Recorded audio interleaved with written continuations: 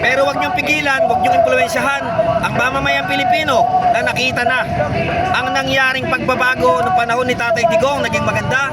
Pero ngayon, bumagsak ang Pilipinas. Ito ay isang Duterte ulit at galing na mismo kay Tatay Digong. Mas matindi ito si BP Inday. Kaya nga nagsanib pwersa na yung mga sanib tae. Kaya ngayon dilawan, pulahan, nagsanib na. Hindi na nila alam yung gagawin nila. Tama ang sinabi ng ating kalawang Pangulo. Nag-iisa lang siya laban sa mga buhaya. Nag-iisa lang siya laban sa mga oligarko. Pero nasa likod niya ang mayoryang taong bayan, ang mayoryang Pilipino. We are not Filipinos for nothing. Pag merong isang Pilipinong inaapi, pag merong isang Pilipinong tinatapakan, doon ang minamahal ng mga Pilipino. Yan ang minamahal ng mga Pilipino. Ngayon, ito talaga nila kay General Torre dahil siya na po yung isang karapatan tayo. alam nyo, nakita naman natin kung paano kumilos ang kasalukuyang administrasyon ni Bongbong Marcos Jr. Lahat ay kanilang gagawin, lahat ay kanilang ipupwesto, ilalagay sa mga posisyon, para lang ang taong bayan ay masuppress, mauppress. Kaya siyempre sa lahat ng paggalaw na nangyayari ngayon sa ating gobyerno, dalawa lang palagi ang iniisip natin. Ang iniisip natin ay upang patuloy na gipitin ang taong bayan at upang labagin ang ating mga karapatan sa ilalim ng konstitusyon. Kaya tayo ay naniniwala, anumang paggalaw sa ating gobyerno na hindi natin nakikitaan ng sensiridad, hindi natin nakikitaan na naaayon sa panawagan ng taong bayan para sa paghahanap natin ng hustisya, ito ay isang uri ng sabwatan na naman para gipitin ang karapatan nating mga mamamayan. Thank you, Sir Placido. Okay? Nalita po sir Wala na ng reaction sa announcement ni VP Inday sa pagtakbo bilang presidente. Siyempre, nagulat tayo dahil at this is early stage ay nagpahayag ang ating dating Pangulong, ang ating ikalawang Pangulong VP Sara.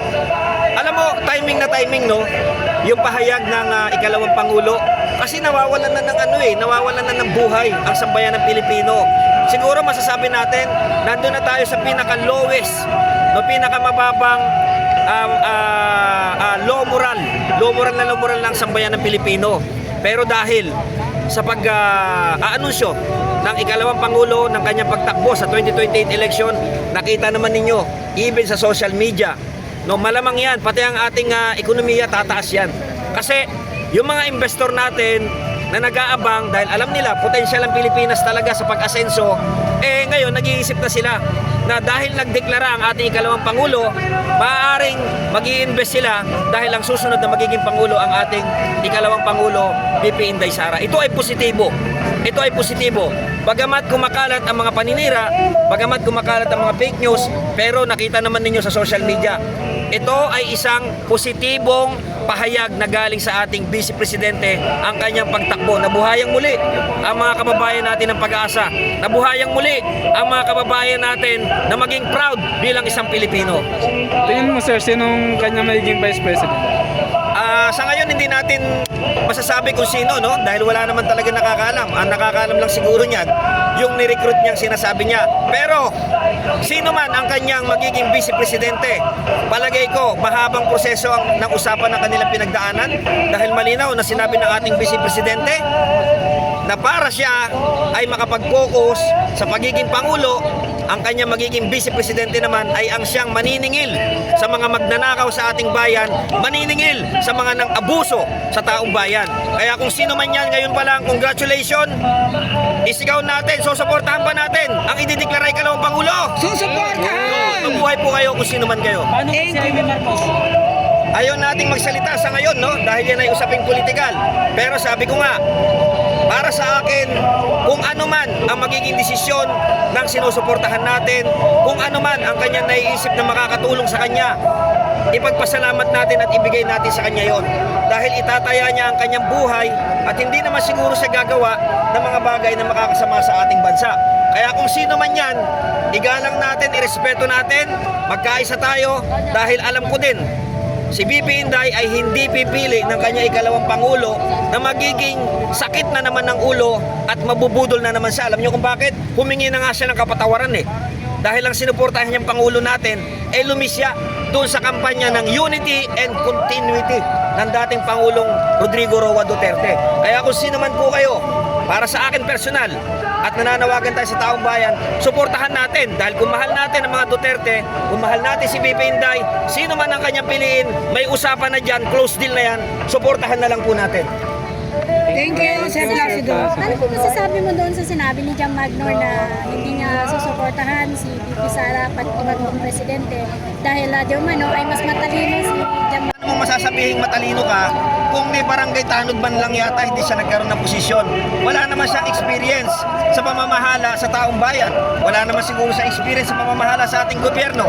Madali para sa kalidad, ang ating vice presidente ay nanungkulan na at napatunayan ang kanyang mabuting liderato, magandang pamamahala no, sa Davao.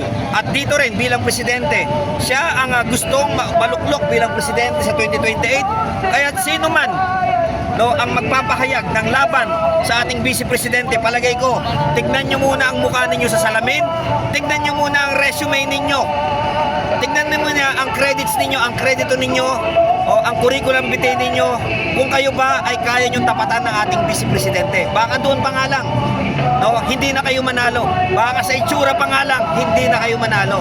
Dahil ito, sa aking pananaw, si BP Sara ang susunod na magiging Iron Lady of Asia. Naniniwala ba kayo doon? Naniniwala! Dahil gagamitin niya ang mga tamang proseso sa ligang batas, igagalang niya ang konstitusyon para ang Pilipinas ay maging proud ulit tayo na maging Pilipino at manirahan sa bansang ito. Ano naman reaction mo kay Abante, sir? Kasi sabi niya hindi rin niya susuportahan si BP Sara Duterte. Alam mo, para sa akin, yung mga pahayag ng mga politikong talunan na kaya naman naluklok dyan dahil sa basbas ng COMELEC, sa ginawa nilang mga milagro nung nakaraang eleksyon, hindi dapat pinapakinggan itong mga to eh. At dapat itong mga to nagkakaroon ng hiya sa sarili. At dapat na dapat din sa kanila bilang mga constituents, no? Kung may bumoto man sa kanya, irespeto nila ang mayorya. No? Kaya yung mga pahayag na ganyan, yan ang mga salita na kung saan nagpapawatak sa mga Pilipino. Alam nyo, no? May nakakalimutan itong mga siraulo na to. Ang Pilipino, ang kultura natin, we are sympathetic. Pagka merong isang Pilipinong inaapi, pag merong isang Pilipinong tinatapakan, doon ang minamahal ng mga Pilipino. Yan ang minamahal ng mga Pilipino. Ngayon, kung hindi kayo naniniwala sa mga detractors ni BP Inday, kung hindi kayo naniniwala na walang kapasidad ang ikalawang Pangulo, di huwag kayong bumoto.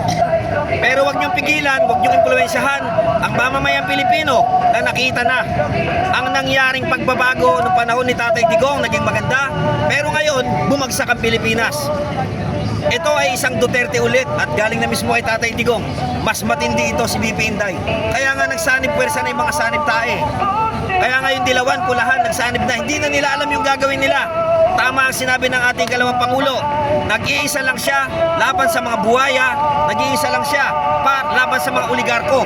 Pero nasa likod niya ang mayoryang taong bayan, ang mayoryang Pilipino. We are not Filipinos for nothing.